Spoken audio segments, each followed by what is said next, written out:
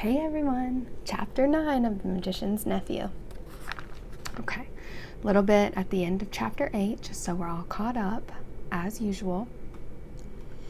"Prepare the magic, old fool," said Jadis. "Certainly, madam," said Uncle Andrew cunningly. "I must have both the children touching me. Put on your homeward ring at once, Diggory." He wanted to get away without the witch. "Oh, it's rings, is it?" cried Jadis. She would have had her hands in Diggory's pocket before you could say knife, but Diggory grabbed Polly and shouted out, "Take care! If either of you come half an inch nearer, we two will vanish and you'll be left here for good. Yes, I have a ring in my pocket that will take Polly and me home. And look, my hand is just ready, so keep your distance. I'm sorry about you," he looked at the cabbie, "and about the horse, but I can't help that. As for you two," he looked at Uncle Andrew and the Queen, "you're both magicians, so you ought to enjoy living together." "Hold your noise, everyone," said the cabbie. "I want to listen to the music." For the song had now changed.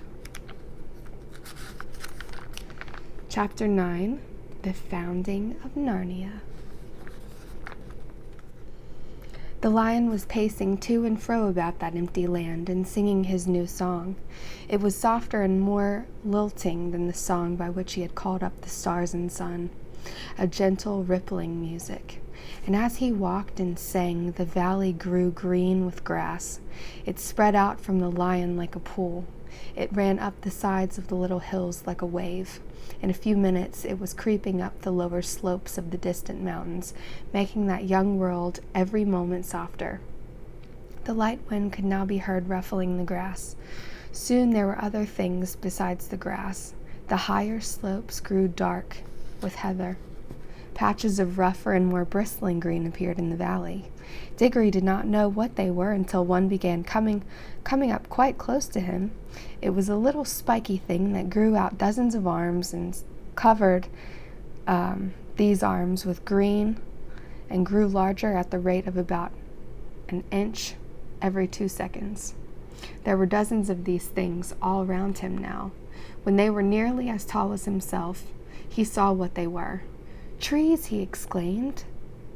The nuisance of it, as Polly said afterward, was just that you weren't left in peace to watch it all. Just as Diggory said, "Trees," he had to jump because Uncle Andrew had sidled up to him again and was going to pick his pocket.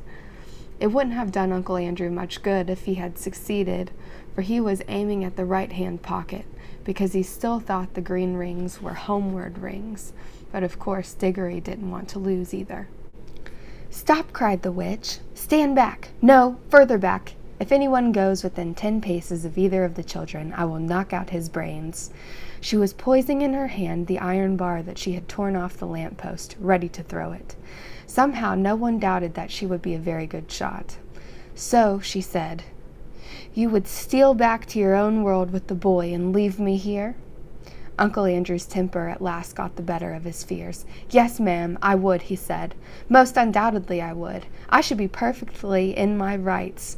I have been most shamefully, most abominably treated. I have done my best to show you such civilities as were in my power. And what has been my reward? You have robbed, I must repeat the word, robbed a highly respectable jeweler. You have insisted on my entertaining you to exceedingly an expensive, not to say ostentatious lunch, though I was obliged to pawn my watch and chain in order to do so. And let me tell you, ma'am, that none of our family have been in the habit of frequenting pawn shops, except my cousin Edward, and he was in the yeomanry? I don't know. During that indigestible meal, I'm feeling the worst for it at this very moment. Your behavior and conversation attracted the unfavorable attention of everyone present. I feel I have been publicly disgraced. I shall never be able to show my face in that restaurant again. You have assaulted the police. You have stolen—" "Oh, stow it, governor. Do stow it," said the cabbie. "Watching and listening the things at present, not talking." There was certainly plenty to watch and to listen to. The tree which Diggory had noticed was now a full-grown beech, whose branches swayed gently above his head. They stood on cool green grass, sprinkled with daisies and buttercups. A little way off, along the river bank, willows were growing. On the other side, tangles of flowering currant, lilac, wild rose, and rhododendron closed them in. The horse was tearing up delicious mouthfuls of new grass. All this time the lion's song and his stately prowl to and fro, backward and forward, was going on. What was rather alarming was that at each turn he came a little nearer. Polly was finding the song more and more interesting because she thought she was beginning to see the connection between the music and the things that were happening.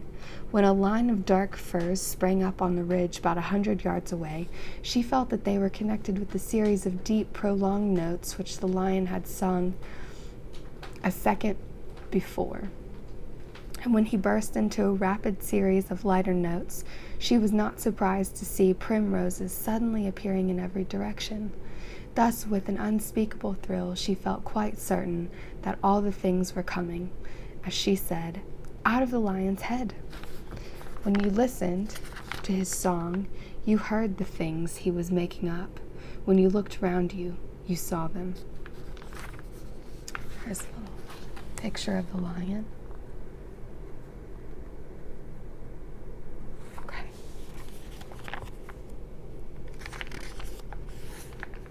This was so exciting that she had no time to be afraid, but Diggory and the cabby could not help feeling a bit nervous, as each turn of the lion's walk brought him nearer.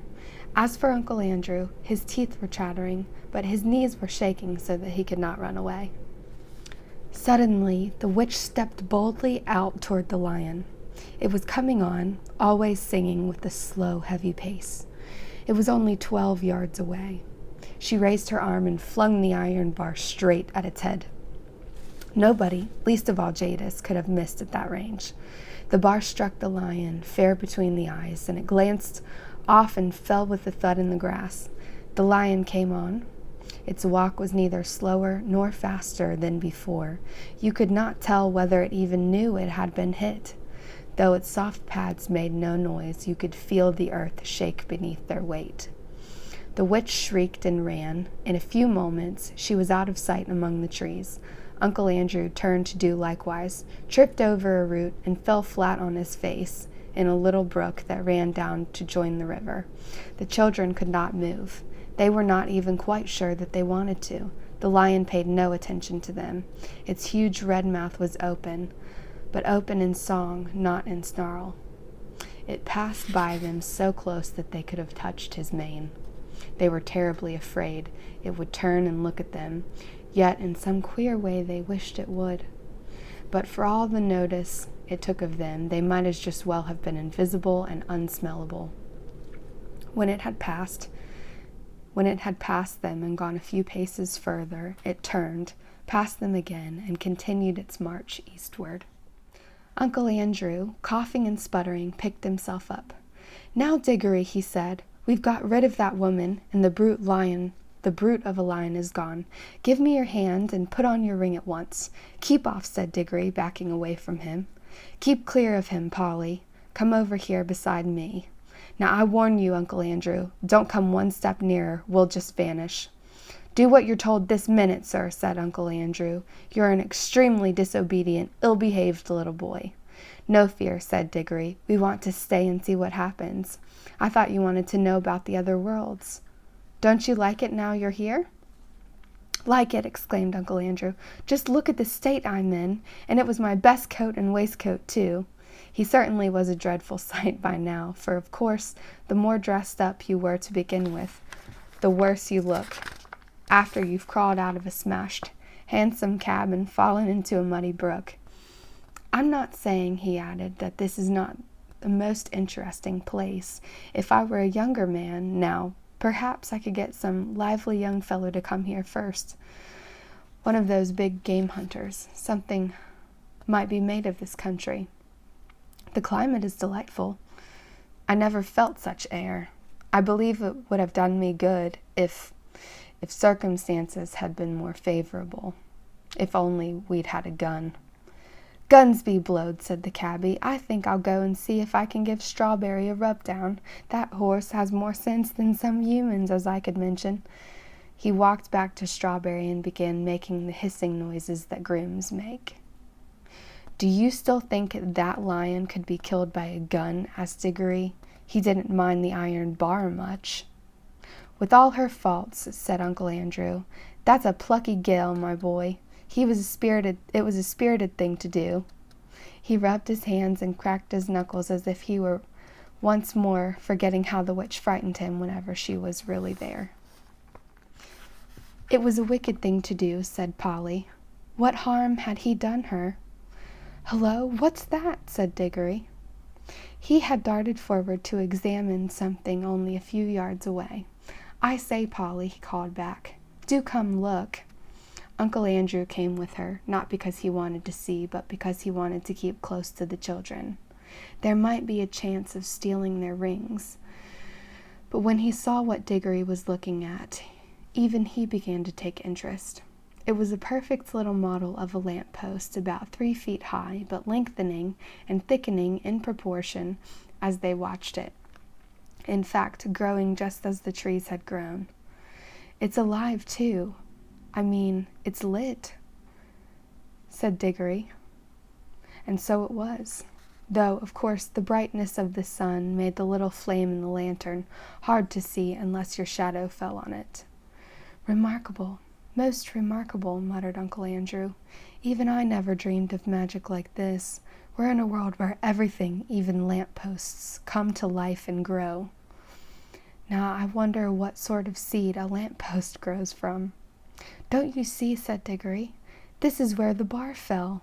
The bar she tore off the lamppost at home. It sank it to the ground, and now it's coming up as a young lamppost, but not so very young now. It was as tall as Diggory while he said this. That's it. Stupendous, stupendous, said Uncle Andrew, rubbing his hands harder than ever. Ho, ho, they laughed at my magic. That fool of a sister of mine thinks I'm a lunatic.